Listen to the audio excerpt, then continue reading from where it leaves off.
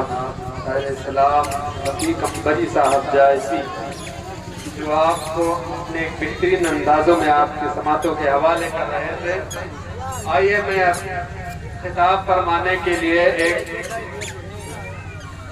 ایسے خطیب کو آپ سامنے پیش کرتا ہوں جن کا نام ہے حافظ و قاری محمد حسین رضا، بنی سے تشریف لائے ہوئے ہیں، جو ان سے گزارش ہے کہ وہ اسٹیج پر آئیں اور ہم سامعین کو اپنے بہترین انداز سے ہم سامعین کے دلوں کو ایک مسلح فرمائیں اور ہم سب کو سامنے ایک اچھی بہترین تقریر و منقب کے اشعار سنائیں۔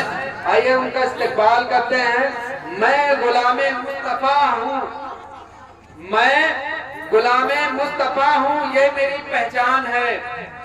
میں غلام مصطفیٰ ہوں، یہ میری پہچان ہے۔ غم مجھے کیوں کر ستائے آپ کے ہوتے ہوئے، غم مجھے کیوں کر ستائے آپ کے ہوتے ہوئے، اپنا جینا اپنا مرنا اب اسی چوکھٹ پہ ہے۔ اپنا جینا اپنا مرنا اب اسی چوکھٹ پہ ہے۔ ہم کہاں سرکار جائیں آپ کے ہوتے ہوئے، ہم کہاں سرکار جائیں آپ کے ہوتے ہوئے۔ اب آپ کے سامنے حافظ و قاری محمد حسین رضا صاحب کی لفظ۔ سبحان اللہ سبحان اللہ۔ ممبر نور پر جلوہ فروز شاعر اسلام رفیق امبری جائسی اور آپ کے گاؤں کے خطیب و امام مولانا محمد توفیق صاحب قبلہ، حجاز کرام، حاضرین مجلس، پردہ نشین، خواتین، ماور بہنوں، السلام علیکم ورحمۃ اللہ تعالی وبرکاتہ۔ ماشاءاللہ ہمارے رفیق بھائی نے سب کچھ بتا دیا تھا، اس لیے مجھے کچھ کہنا نہیں تھا۔ آپ نے بڑی اچھی بیداری کے ساتھ جواب دیا۔ الحمدللہ الحمدللہ رب العالمین، والصلاة والسلام علی رسولہ الکریم، اما بعد، اعوذ باللہ من الشیطان الرجیم، بسم اللہ الرحمن الرحیم، وما ارسلناک الا رحمۃ للعالمین، صدق اللہ العظیم، وبلغنا على رسوله النبي الكريم، ونحن على ذلك لمن الشاهدين والشاكرين، والحمد لله رب العالمين۔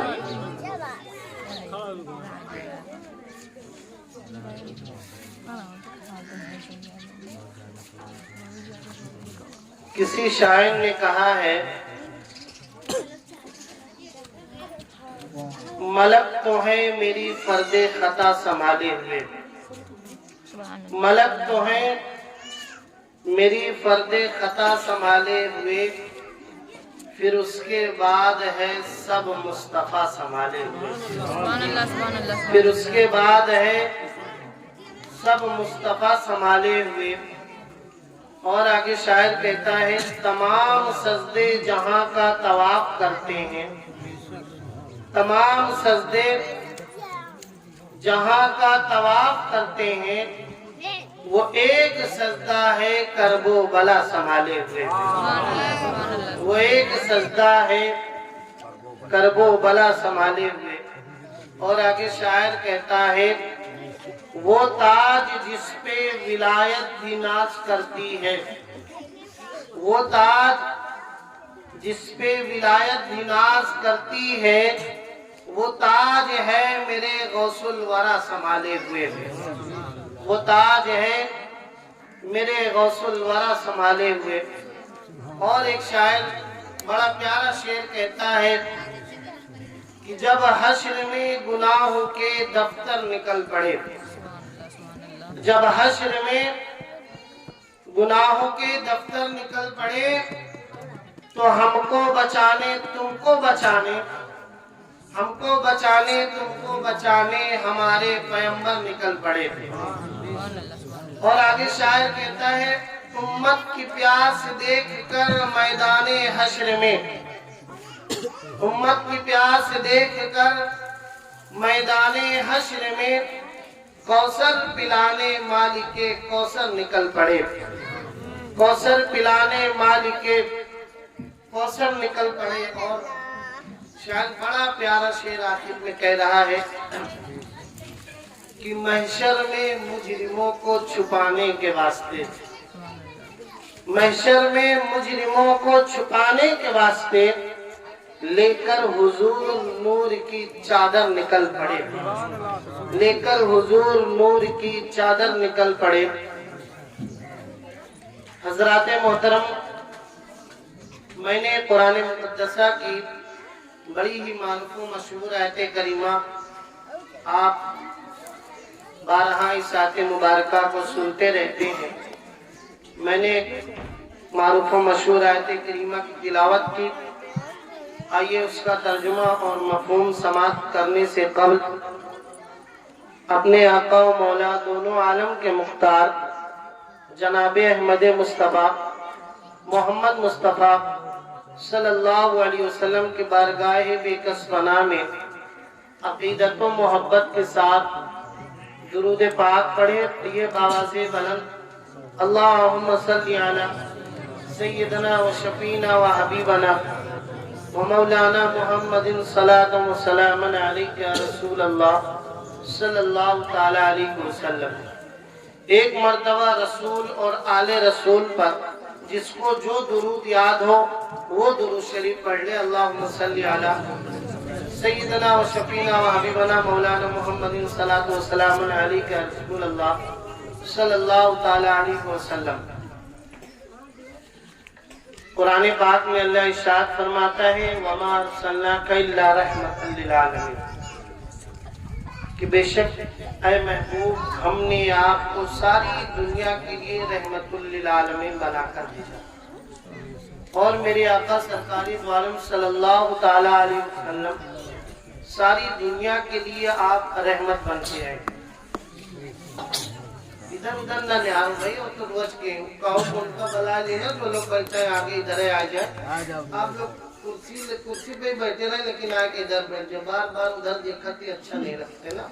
मिलाद शरीफ हम लोग करीता ना, आप लोग कबो उधर निहारा तो कबो इधर निहारा। कम से कम सामने अगर मैं आपको निहारूं और आप मुझे निहारे तब बात कुछ बताई जाए तो आपके समझ में आए। वरना बाद में ऐसे होगा कि बाबू भाई ने मिलाद शरीफ घर में करवाई और लोग अगर बाद में पूछ बैठे आपसे कि 3-4 मौलाना आवर हैं, जायज से मशहूर शायर इस्लाम रफीक अंबरी साहब को बुलाया गया था और आप लोगों ने बैठकर इस महफिल में समाअत किया, क्या बताएं? अगर कोई पूछ पड़ा क्या बताया गया, कहोगे हमका तो याद ही नहीं है, पता नहीं क्या बताया चला गया। तो जब हमारा दिल और दिमाग आप महफिल में हाजिर नहीं रखोगे, इधर उधर ताक झाक लगाए रहोगे, तो फिर आपका दिल जब गायब रहेगा तो कोई बात आपके समझ में नहीं आएगी। हदीस पाक का टुकड़ा है कि मेरे आका सरकार दो आलम सल्लल्लाहु तआला अलैहि वसल्लम इरशाद फरमाते हैं, हजरत उमर फारूक बैठे हैं, हजरत उस्मान गनी बैठे हैं, हजरत तलहा बैठे हैं, हजरत जुबैर रज़ी अल्लाह ताला अन्हु बैठे हैं, हजरत मौला अली बैठे हैं। मेरे आका इरशाद फरमाते हैं, मेरे सहाबियों, मैंने दुनिया में एक ऐसी चीज भी देखी है जो मर चुकी है लेकिन वो खाती भी है, मर चुकी है लेकिन वो बोलती भी है, मर चुकी है वो चलती भी है, मर चुकी है वो बाजार भी जाती है, अपने सारे कामों काज को भी करती है। सहाबे कराम ने पूछा, या रसूल अल्लाह वो क्या चीज है जो मरी भी है और खा भी रही हो, मरी हो और बोल भी रही हो, सुन भी रही हो, चल भी रही हो, बाजार भी जा रही हो, सारे कामों काज को कर रही। साहबा ने पूछा, या रसूल अल्लाह आखिर ऐसा कैसे हो सकता है? मेरे आका ने इरशाद फरमाया, वहियल कल्ब। क्या इरशाद फरमाया? वहियल कल्ब, वो इंसान का दिल है। अगर इंसान का दिल जिंदा है तो आदमी जिंदा है, अगर उसका दिल मुर्दा है तो आदमी मुर्दा है। अगर हमारा दिल मरा हुआ है, आपकी आंखें भी खुली हो, कान भी खुले हैं, ہاتھ بھی ہل رہے، پیر بھی ہل رہے، لیکن سب بیکار ہے۔ اگر ہمارا دل مرا ہوا ہے تو اپنے دل کو زندہ رکھو۔ آپ جب اپنے دل کو زندہ رکھیں گے، اپنے دل کو حاضر و ناظر رکھیں گے، تب کوئی بات آپ کو بتائی جائے گی تو وہ بات آپ کی سمجھ میں آئے گی۔ اور اگر آپ ملا شریف میں بیٹھے ہو، دل آپ کا کھیتوں میں لگا ہے، کونوں بھینس گورو میں لگا ہوئے، تو پھر وہ بھینسے گورو یاد رہے، جو ان حدیث بتائی جائے وہ آپ کا نہیں پتا، پھر ملا شریف ہونے کے بعد کہو گے ہم کا پتہ ہی نہیں، نہیں امام صاحب آئے کیا بتا کے چلے گئے۔ تو سب چیز حاضر رکھو، ہے نا؟ سمجھ میں آئے گا کہ نہیں آپ کو؟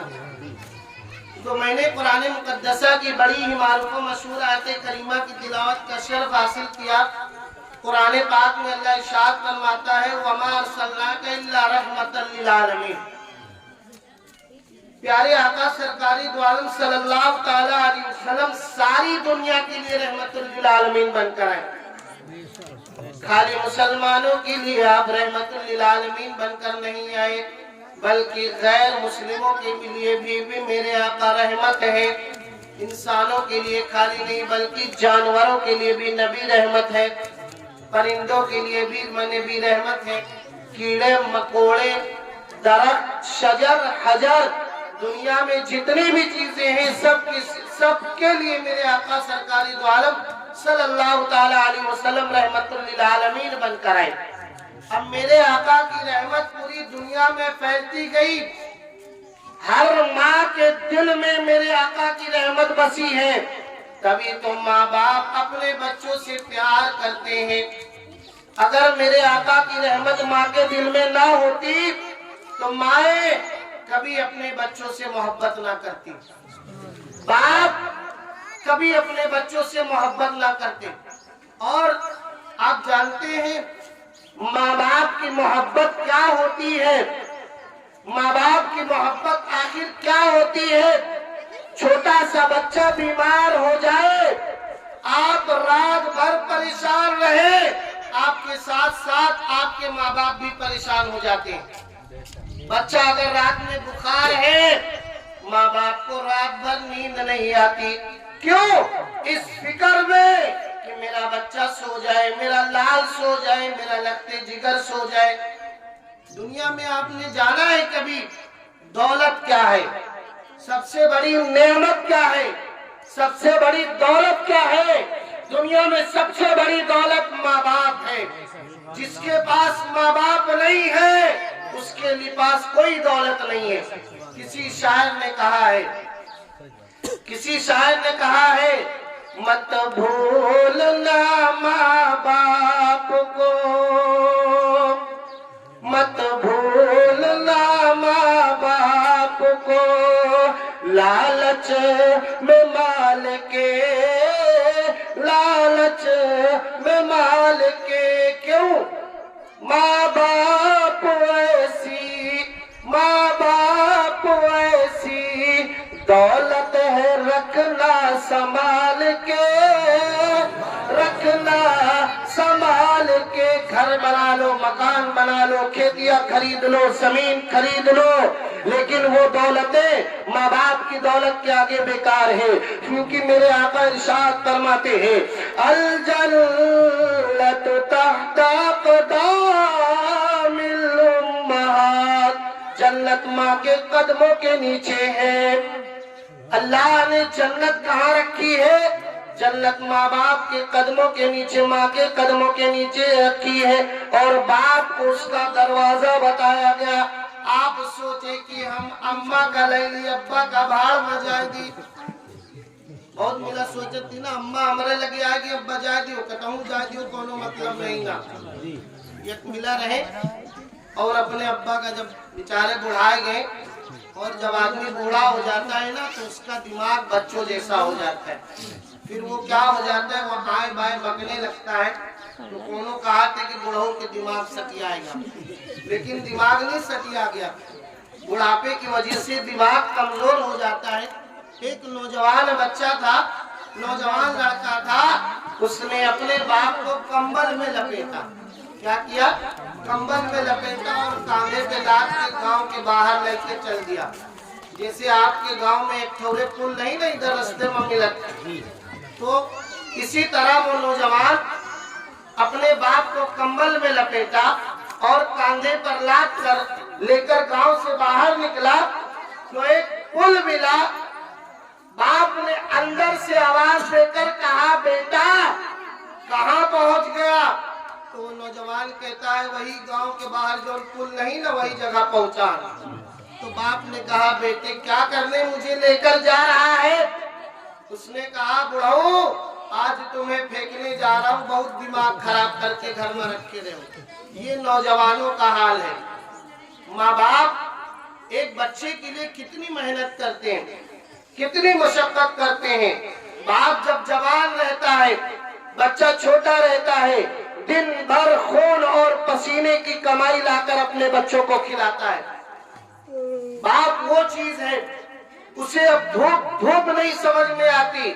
رات کی نیندوں کو قربان کر دیتا ہے. کس لیے؟ اپنی اولاد کے لیے کہ میرا بچے کو ہر قسم کی خوشی مل جائے.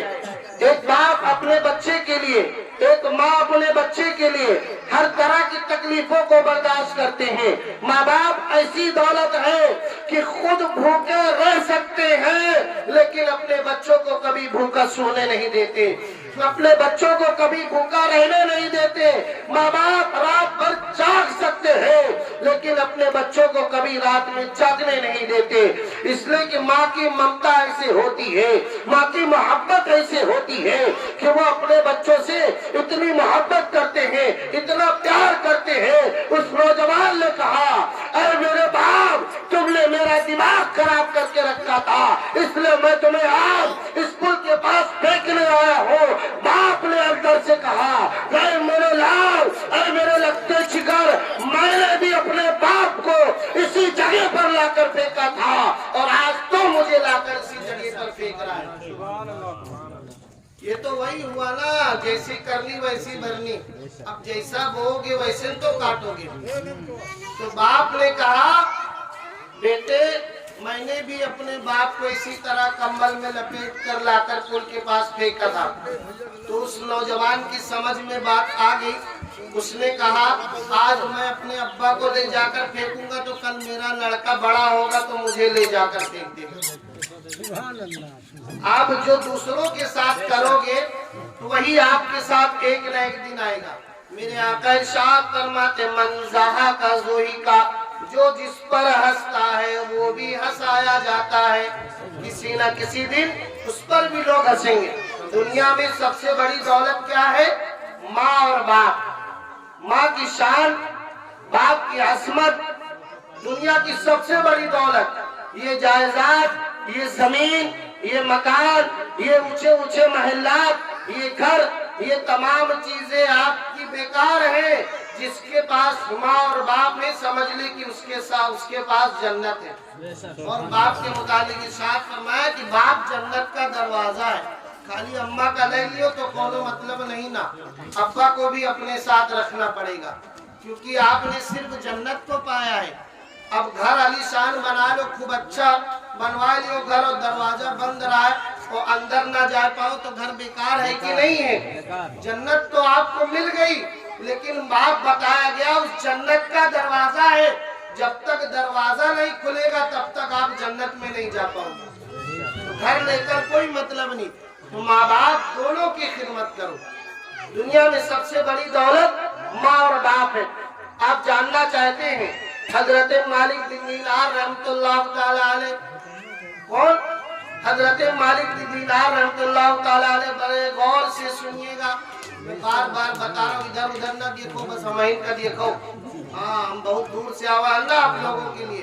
اب آپ لوگ اتنی محنت سے بلایا تو کم سے کم 2-4 باتیں نصیحت کی ہو جائیں. بڑے غور سے سنیے گا. حضرت مالک بن دینار رحمت اللہ تعالی علیہ خانہ کعبہ کا آپ حج کرنے کے لیے گئے. کہاں گئے؟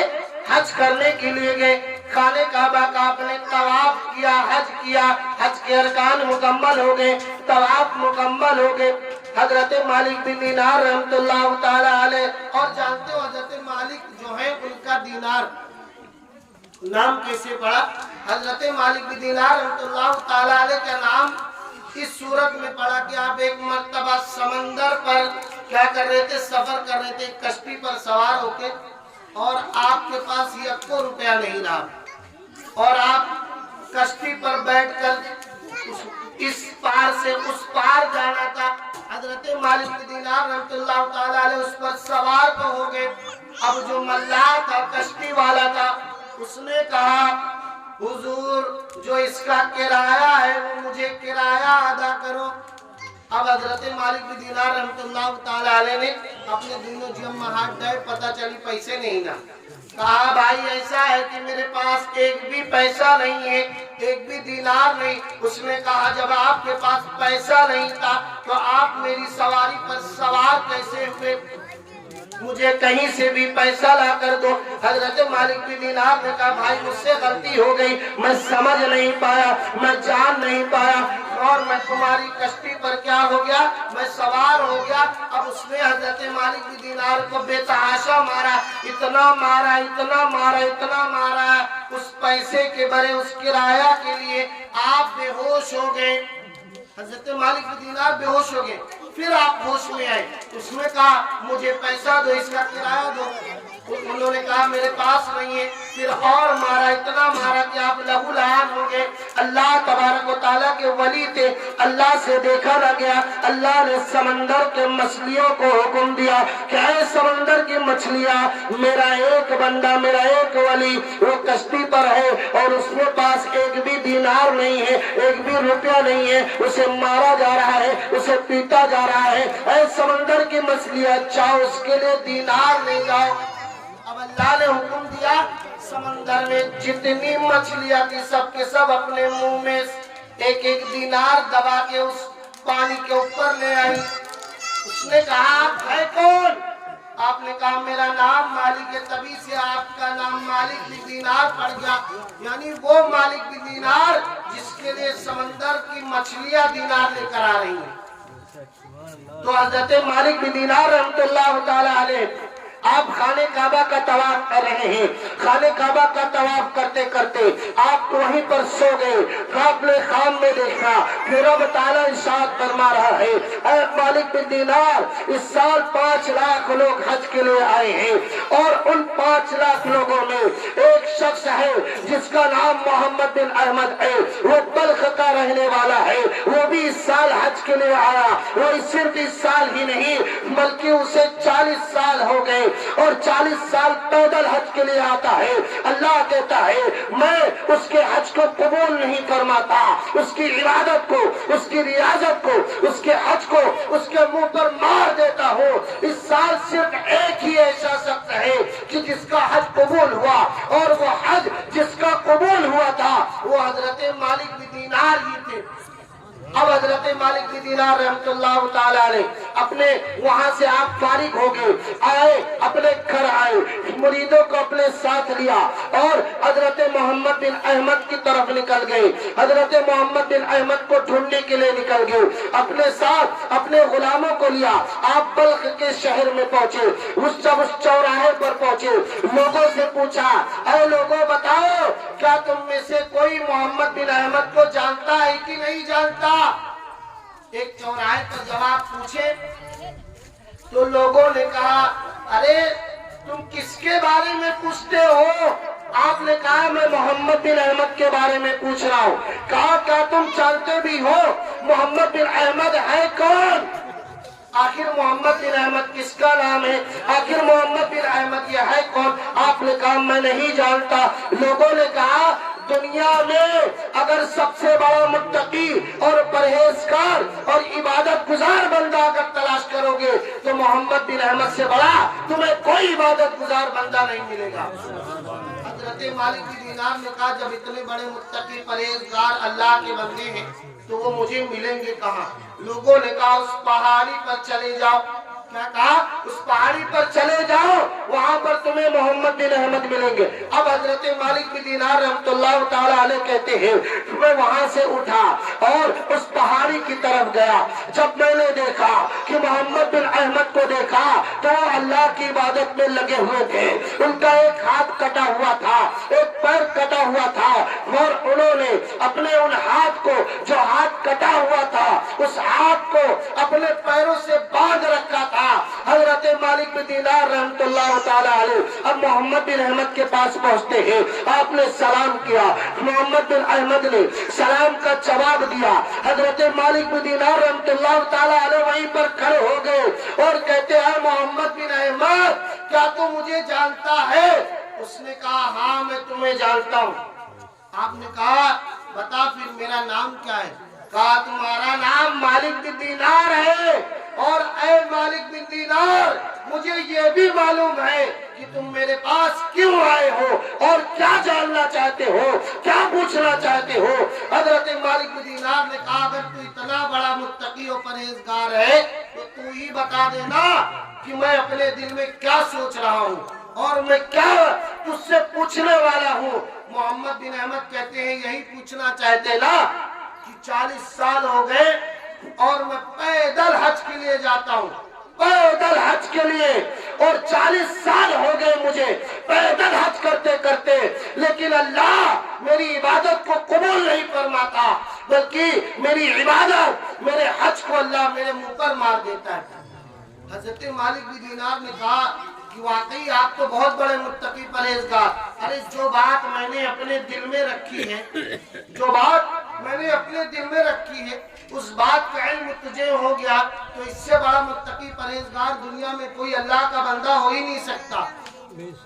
حضرت مالک بن دینار نے کہا پھر تم ہی بتا دو تمہارے یہ ہاتھ اور پیر کیوں کٹے ہوئے؟ آخر تم نے اپنے ان ہاتھوں کو اپنے پیروں سے کیوں باندھ رکھا ہے؟ اب حضرت مالک بن دینار رحمۃ اللہ تعالی علیہ کہتے ہیں بڑے غور سے سنیے گا، ماں کیا ہوتی ہے، باپ کیا ہوتی ہے، باپ کیا ہوتا ہے، ماں کی ممتا کیا ہوتی ہے، یہاں سے سنیے۔ اب حضرت محمد بن احمد کہتے ہیں اے مالک بن دینار کیا تم جاننا چاہتے ہو میرے ہاتھ کٹے کیوں ہیں، میرے پیر کٹے کیوں ہیں، اور میں نے اپنے ان ہاتھوں کو اپنے پیروں سے باندھ کر کیوں رکھا ہے؟ حضرت مالک بن دینار نے کہا ہاں ذرا مجھے بتاؤ تمہارے ہاتھ اور پیر کٹے کیوں ہیں، اللہ تمہاری عبادت کو قبول کیوں نہیں فرماتا؟ حضرت محمد بن احمد کہتے ہیں سنو اے مالک بن دینار میرے ساتھ بڑا ایک حادثہ پیش آیا ہے جسے سننے کے بعد تمہاری آنکھیں اشک بار ہو جائیں گی۔ مالک بن دینار نے کہا مجھے بتاؤ آخر کون سا واقعہ تمہارے ساتھ رونما ہوا ہے؟ محمد بن احمد کہتے ہیں اے مالک بن دینار شعبان کا چاند نظر آ گیا تھا، اب شعبان کی آخری تاریخ تھی، رمضان کا چاند نظر آنے والا تھا، اور میری نوجوانی کا عالم آ 17 سال 18 سال کی عمر تھی، 18 سال 19 سال کی جوانی کا عالم آ، اور میں اللہ کی عبادت کرنے کے بجائے، میں اللہ کی ریاضت کرنے کے بجائے میں شراب کا عادی تھا، میں جوئے کا عادی تھا، میں نشے کا عادی تھا، اور 17-18 سال میں سارے نوجوان لگ بھگ کوئی نہ کوئی کسی نہ کسی نشے کا شکار ہوتا ہے۔ محمد بن احمد کہتے ہیں 17 سال 18 سال کی عمر تھی، نوجوانی کے شباب پر تھا، اور میں اس عالم میں شراب زیادہ پیتا تھا، نشہ زیادہ کرتا تھا۔ ایک مرتبہ رمضان کا چاند نظر آ گیا، ماں نے مجھے نصیحت کی کہ بیٹے کل رمضان کا ایک روزہ ہوگا، آج رات رمضان کا چاند نظر آ گیا ہے، عشاء کی نماز پڑھ لو، نماز پڑھنے کے بعد تراویح پڑھنا ہے۔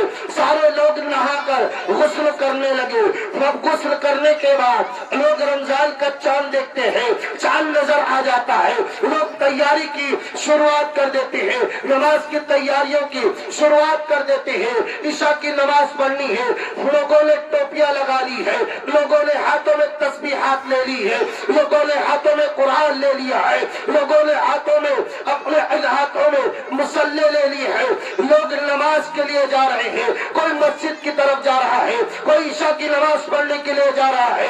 اللہ اللہ، لوگ رمضان کی تیاری کر رہے ہیں۔ محمد بن احمد کہتے ہیں میری نوجوانی کا عالم تھا، میری ماں نے مجھے کہا بیٹے جا کر تم بھی لوگوں کے ساتھ نماز پڑھنا، تراویح پڑھنا، اور تراویح پڑھنے کے بعد ہی گھر واپس آنا، اس لیے کہ کل رمضان المبارک کے روزے رکھنا ہے، عبادت کرو، ریاضت کرو۔ رمضان کا مبارک مہینہ کبھی تمہیں ملنے والا نہیں ہے، اس لیے کہ رمضان کا مہینہ وہ مہینہ ہے کہ جس میں تم ایک نیکی کرو گے اللہ تمہیں 70 نیکی عطا فرمائے گا۔ اللہ نے رمضان کے روزے ہم پر فرض کیے ہیں۔ اللہ اکبر۔ محمد بن احمد کہتے ہیں میں نے لوگوں کو دیکھا، لوگ تسبیح اور مصلی لے کر لوگ مسجد کی طرف جا رہے ہیں، لیکن میں اپنے نوجوانی کے عالم میں شراب کے اڈوں کی طرف گیا۔ لوگ نماز پڑھ رہے ہیں، لوگ اللہ کی عبادت کر رہے ہیں، لوگ اللہ کی ریاضت کر رہے ہیں، لوگ تراویح پڑھ رہے ہیں، اور میں شراب کھانے میں بیٹھ کر جوا کھیلنا شروع کر دیتا ہوں، میں شراب پینا شروع کر دیتا ہوں۔ اب رات کے 8 بج جاتے ہیں، اگر کوئی نوجوان گھر نہیں آتا، آپ کے ماں باپ پریشان ہو جاتے ہیں کہ میرا لال کہاں ہے، میرا لگتے چکر کہاں ہے۔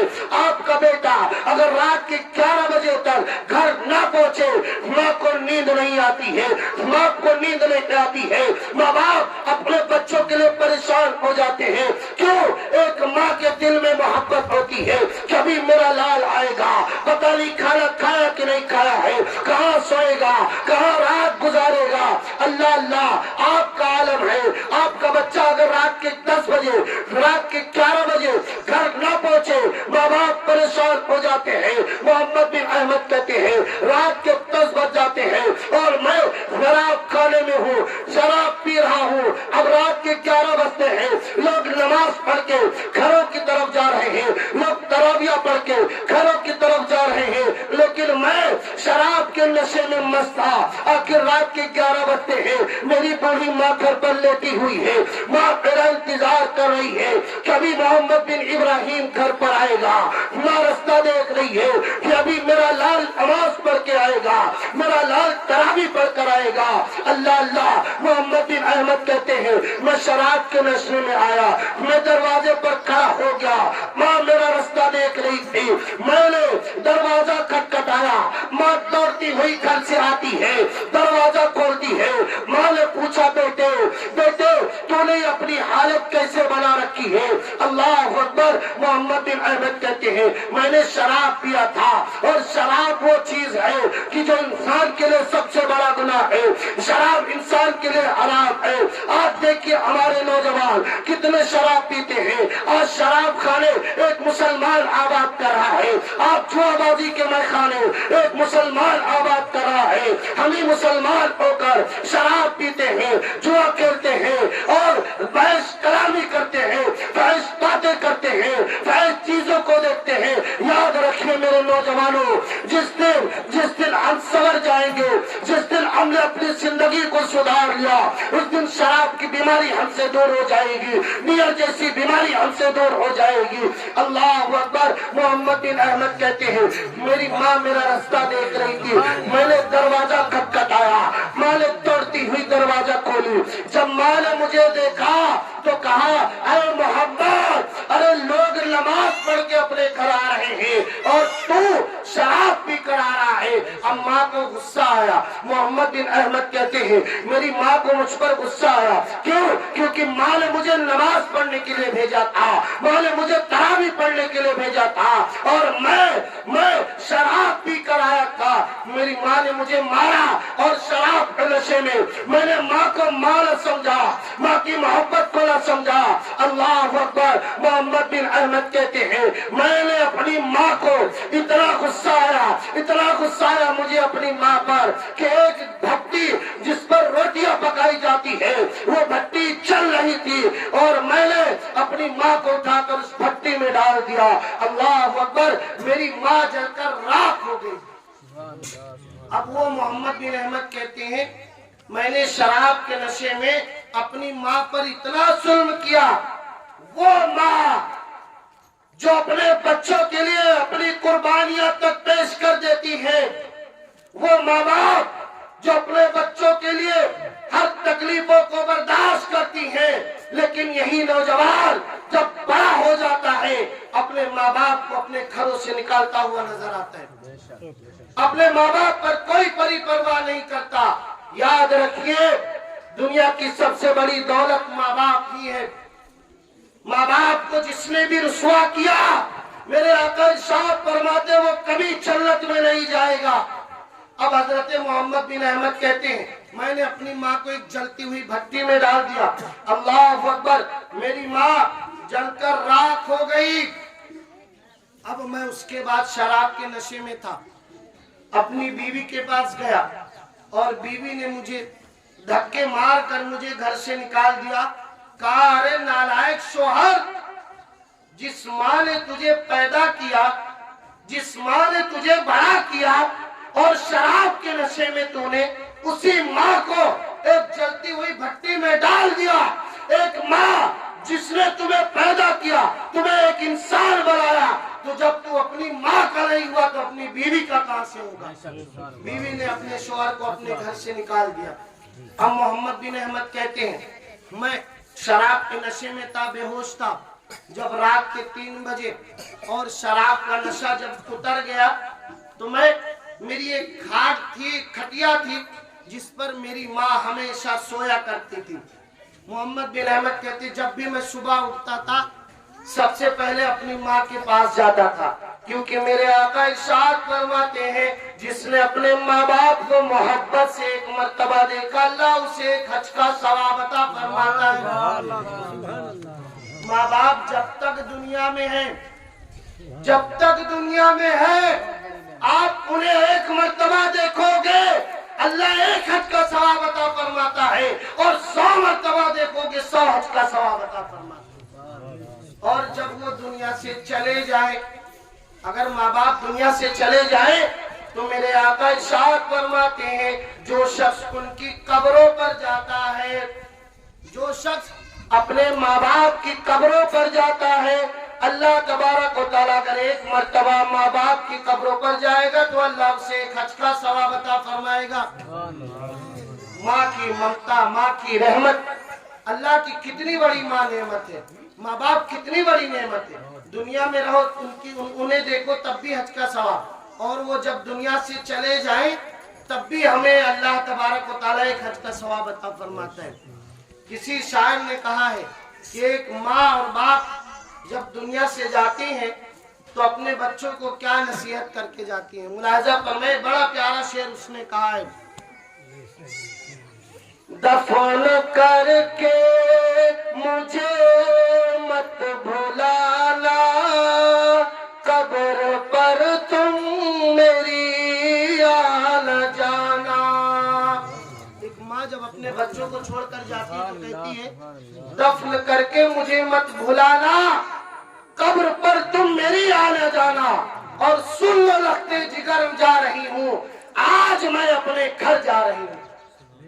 ہمارا اصلی گھر کہاں ہے؟ قبر ہے۔ یہ دنیا تو فانی ہے، آپ پتہ نہیں ابھی آپ سفر کر رہے ہیں، پتہ نہیں آپ منزل تک پہنچو نہ پہنچو، موت آ جائے۔ رات میں سو گئے، پتہ نہیں صبح اٹھ پائیں کہ نہ اٹھ پائیں۔ ایک طرف سلام پھیرے، پتہ نہیں حضرت علی کہتے ہیں حضرت مولا علی کہ آدمی ایک طرف سلام پھیر لے، دوسری طرف سلام پھیر پائے یا نہ پھیر پائے، اس کا کوئی ٹھکانہ نہیں ہے۔ موت پہ ہمیشہ ہم اور آپ سوار ہیں۔ انسان کی صرف 4 دن کی زندگی ہے، دنیا 4 دن کی زندگی ہے، اس کے بعد تو ہمیں قبر میں ہی رہنا ہے، اور دنیا کی مقدار بھی معین ہے۔ آپ 60 سال بہت زیادہ ہوئے گا، 70-80 سال، اور آنے والے وقت میں لوگ 50 سال بھی زندہ نہیں رہ پائیں گے۔ یہ جو لوگ آپ نظر آ رہے ہیں وہ سب پہلے کے ہیں، ہمارا اور آپ کا دور آئے گا نا بس 50 سال۔ کیوں؟ کیونکہ سیب ہے، سنترا ہے، پھل فروٹ ہے، اب ان کے بڑا ہوئے سے پہلے انجیکشن دے کے پہلے بڑا کر دی جاتی۔ آپ مرغی لے کے آوت تو دیکھو انجیکشن لگا دیں، بس پٹاخ سے 2 مہینہ میں تیار۔ اب بتاؤ جن چیزوں میں کیمیکل زبردستی بڑھایا جا رہا ہے وہ چیزیں ہمارے اور آپ کے جسموں کو نقصان کر رہی ہیں۔ اسی لیے آج انسان کمزور ہو گیا ہے، کسی کام کے لائق نہیں رہا، اور انسان تو ویسے بھی کسی لائق نہیں ہے۔ لائق دار بنو، دیندار بنو، نیک بنو، تو حضرت محمد بن احمد کہتے ہیں جب میں رات کے نشے سے فارغ ہوا اور رات کے 3 بجے میں سب سے پہلے اپنی ماں کی کھٹیے کی طرف گیا تو دیکھا کہ میری ماں اس کھاٹ پر نہیں ہے. فوراً میں اٹھا, پورے گھر میں تلاش کرنے لگا, اپنی ماں کو پکارنے لگا کہ اے اماں جان آج آپ کہاں چلی گئی. اتنے میں بیوی آتی ہے اور کہتی ارے نالائق شوہر, اپنی ماں کو تلاش کرنا ہے تو اس بھٹی کی طرف جا کر دے. تو نے اپنی ماں کو شراب کے نشے میں ایک جلتی ہوئی بھٹی میں ڈال دیا, تیری ماں اس بھٹی کے اندر ملے گی. اللہ اکبر. محمد بن احمد کہتے ہیں, اب آپ جلدی جلدی سن لیں, ٹائم بہت ہو رہا ہے. محمد بن احمد کہتے ہیں کہ میں دوڑتا ہوا اس بھٹی کی طرف گیا جس میں میری ماں جل کر راکھ ہو گئی تھی. میں نے جا کر دیکھا تو میری ماں کی صرف ہڈیاں بچی ہوئی تھی. اللہ اکبر. اب محمد بن احمد کہتے ہیں مجھے اتنا غصہ آیا اپنے آپ پر. میں نے اپنے آپ پر تھوکا اور لعنت بھیجا کہ ارے نالائق, تو نے اپنی ہی ماں کے ساتھ اتنا بڑا ظلم کیا. محمد بن احمد کہتے ہیں مجھے غصہ آیا, میں نے تلوار اٹھائی اور جن ہاتھوں نے اپنی ماں کو اس بھٹی کے اندر ڈالا تھا میں نے اپنے اس ہاتھ کو کاٹ لیا اور اپنے پیروں کو کاٹ لیا اور میں نے انہیں زنجیروں سے جکڑ لیا کہ تاکہ مجھے ہمیشہ یاد رہے کہ ان ہاتھوں نے میری ماں پر ظلم کیا. اور آج مجھے, اب محمد بن احمد کہتے ہیں آج مجھے 40 سال ہو گیا, میں پیدل اللہ کے گھر کی زیارت کے لے جاتا ہوں, اللہ کے حج کے لے جاتا ہوں, لیکن اللہ میرے حج کو قبول ہی نہیں فرماتا. ماں باپ کے ساتھ ظلم کرنے والوں کا دیکھیے کیا انجام ہوتا ہے. محمد 40 سال پیدل حج کے لیے گئے لیکن اللہ ان کے حج کو قبول نہیں فرماتا.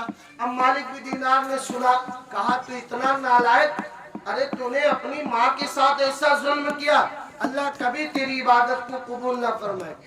اب حضرت مالک بن دینار اپنے گھر گئے, آپ خام میں سو گئے تو خام میں دیکھا کہ پیارے آقا تشریف لائے. حضرت مالک بن دینار رحمۃ اللہ تعالی علیہ سے نبی ارشاد فرماتے ہیں اے مالک بن دینار, کیا تو جانتا ہے قیامت کے دن اللہ محمد بن احمد کے ساتھ کیا کرے گا؟ حضرت مالک بن دینار کہتے نہیں یا رسول اللہ مجھے تو نہیں پتا کہ اللہ کیا کرے گا. تو میرے آقا نے ارشاد فرمایا قیامت کے دن اللہ تبارک و تعالی مالک محمد بن احمد کو 200 سال جہنم میں جلائے گا. 200 سال جہنم میں چلایا جائے گا اور جہنم کا ایک دن 1000 سال کے برابر ہوگا. جہنم کا ایک دن 1000 سال کے برابر. یہاں پر 50-60 سال صرف ہم لوگ زندہ رہتے, 1 سال کے برابر ایک دن ہوگا اور 200 سال تک اللہ محمد بن احمد کو چلائے گا. جب 200 سال پورا ہو جائے گا تو اللہ تبارک و تعالیٰ کی بارگاہ میں وہ ماں محمد بن احمد کی ماں وہاں پر پہنچے گی, کھڑی ہو کر عرض کرے گی مولا کیا میرے بچے محمد بن احمد کو کبھی بخشا نہیں جائے گا؟ اللہ تبارک و تعالیٰ ارشاد فرمائے گا اے ماں اگر تو معاف کر دے تو میں بھی معاف کر دوں گا. پتہ یہ چلتا ہے کہ جب تک ماں باپ نہ معاف کریں گے اپنے بچوں کو, بچے کبھی جنت میں نہیں جا پائیں گے. اس لیے میرے بھائیوں ماں باپ کی خدمت کرو, انہیں سب سے بڑی دولت جانو اور ماں باپ کا ادب و احترام کرو, ان کی عزت, ان کا وقار, اور اللہ نے ان کی قدموں کے نیچے جنت رکھی ہے. ماں باپ پر کبھی ظلم نہ کرنا, انہیں کبھی تکلیف نہ دینا, ہمیشہ انہیں اپنے گھر میں ایک نعمت سمجھ کے رکھیے. اس لیے کہ آج آپ کسی پر ظلم کرو گے کل آپ کے بھی بچے بڑے ہوں گے اور آپ پر بھی ظلم کیا جائے گا. وہی من زہا کا زوہی کا, جو جس پر ہنستا ہے وہ ایک نہ ایک دن ہنسایا جاتا ہے. قرآن پاک میں اللہ ارشاد فرماتا ہے وَمَا أَرْسَلْنَاكَ إِلَّا رَحْمَةً لِلْعَالَمِينَ, میرے آقا ساری دنیا کے لیے رحمت للعالمین بن کر ہے. اور جب پیارے آقا سرکار دو عالم صلی اللہ تعالی علیہ وسلم جب آپ پیدا ہوئے, سارے لوگوں نے مل کر پیارے آقا سرکار دو عالم صلی اللہ تعالی علیہ وسلم کے ترانے گائے, نبی کے آنے کی خوشیاں منائی ہیں اور ہم اور آپ نبی کا میلاد مناتے ہیں. اور ایک اہم پوائنٹ کی بات میں بتا دوں, ایک میرے آقا ارشاد فرماتے ہیں کہ اگر اپنے گھر میں رحمت اور برکت چاہتے ہو تو اللہ اور اس کے رسول کا ذکر کرو یا ذکر کرواؤ، تمہارے گھر میں رحمت اور برکت آ جائے گی۔ دعا تعویذ کی ضرورت نہیں نا، گھر میں میلاد شریف کروا لو، سب سے بڑی تعویذ ہے۔ گھر میں نبی کی نعت پڑھوا لو، سب سے بڑی تعویذ ہے۔ گھر میں خود قرآن پڑھو، سب سے بڑی تعویذ ہے۔ اپنے گھر کو، اپنی لڑکیوں کو نصیحت کرو قرآن پاک پڑھنے کی۔ دہیج میں ساری چیزیں دی جاتی ہے اور قرآن بھی دیا جاتا ہے، دیتے کہ نہیں دیتے دہیج میں، لیکن لڑکیاں قرآن لے جانے کے بعد ایک الماری میں رکھ دی جاتی ہے اور سال بھر کیا زمانے ہو جاتے ہیں، اس قرآن کو کبھی کھول کر نہیں دیکھا جاتا۔ میرے بھائیوں، گھر میں قرآن پڑھواؤ، سارے شیاطین دور بھاگ جائیں گے۔ جس گھر میں قرآن پاک کی تلاوت ہوگی، اللہ کی عبادت ہوگی، اللہ کی ریاضت ہوگی، آپ بھی اللہ کی عبادت کرو، ریاضت کرو۔ آنے والا مہینہ بڑا مبارک مہینہ آنے والا ہے، اس سے اچھا مہینہ نہیں ملنے والا۔ جس طرح سرکار ایک دیوالی آتی ہے غیر مسلموں کی، وہ لوگ اس میں بہت سارے آفر چھوٹ دے دیتے ہیں، اسی طرح اللہ تبارک و تعالیٰ 12 مہینے میں ایک مہینہ دیتا ہے اور ہمارے اور آپ کے لیے بے شمار آفر کر دیتا ہے۔ کیا ہے لوگوں، اس مہینے میں ایک نیکی کرو گے، میں تمہیں 70 نیکیاں دوں گا۔ رمضان المبارک کا مہینہ بڑا مبارک ہے، شہر رمضان الذی انزل فیہ القرآن، رمضان کا وہ مہینہ جس میں اللہ نے قرآن کو اتارا۔ قرآن پڑھو، اللہ کی عبادت کرو، اللہ کی ریاضت کرو۔ رمضان المبارک میں سونا بھی عبادت ہے، سونا بھی عبادت ہے۔ اللہ نے پورا مہینہ ہمارے لیے رحمتوں اور برکتوں والا دے رہا ہے۔ اب لوگ بہانہ بنا لیتے، کہا کری مولانا صاحب پان کی عادت پڑی ہے، جاتے نہیں نا، پڑیا کی عادت پڑی ہے، چھٹتے نہیں نا، بیڑی تمباکو سگریٹ کی عادت پڑی ہے، جاتے نہیں، بیڑی سے پریشان، پڑیا سے پریشان، تمباکو سے پریشان، روزہ نہیں رکھ پاتے ہیں۔ یہ صرف دنیا میں چلے گا۔ اللہ نے کہا ہے کہ پان کھائے کہ بری، اللہ نے کہا ہے پڑیا کھانے کے لیے، کسی قرآن میں لکھا ہے یا حدیث میں لکھا ہے؟ بیڑی سگریٹ پینے کے لیے کہا ہے؟ نہیں کہا۔ تو آپ اسے بہانہ نہ بنائیں، یہ آپ کا نفسی اور ذاتی معاملہ ہے۔ اللہ ایک ایک چیز کے بارے میں پوچھے گا، میدان محشر میں قطرہ قطرہ، دریا دریا، ساری چیزوں کے بارے میں اللہ پوچھے گا۔ اس وقت آپ اللہ کے سامنے کونوں بہانہ نہ چلے۔ مولانا صاحب کا تو پٹا لے، وہ بتائے کہ امام صاحب کو بھی پٹا لے گی، نہ بتائے کہ ارے امام صاحب یہ وہ دنیا بھر کا، لیکن اللہ کے سامنے یہ بہانہ نہیں چلنے والا۔ اس لیے میرے بھائیوں، رمضان کے روزے رکھو۔ کیا صحابہ کرام کھیتیاں نہیں کرتے تھے کیا؟ نبی کریم صلی اللہ علیہ وسلم کے زمانے میں کیا لوگ گیہوں نہیں کاٹتے تھے؟ سارے لوگ کاٹتے تھے۔ لوگ کہتے ہم کا گرمی میں گیہوں کاٹے جائے کریں، روزہ نہیں رکھتا۔ روزے فرض ہے، کسی حال میں آپ نہیں چھوڑ سکتے۔ ایک روزہ چھوڑنے سے 60 روزے رکھنے ہوں گے۔ آپ ایک روزہ نہیں رکھ پا رہے تو ایک روزے کی بھرپائی 60 روزوں سے نہیں کر سکتے۔ وقت نکالیے، ہر چیز کے لیے سمے نکالیے، اور رمضان المبارک کے روزے آ رہے ہیں، اس کا بڑا ادب و احترام کریں۔ اللہ تبارک و تعالیٰ کی بارگاہ میں دعا ہے، کہنے سننے میں جو غلطی ہوئی مولا اسے معاف فرمائے۔ وآخر دعوانا ان الحمدللہ رب العالمین۔ کھڑے کے صلاۃ و سلام۔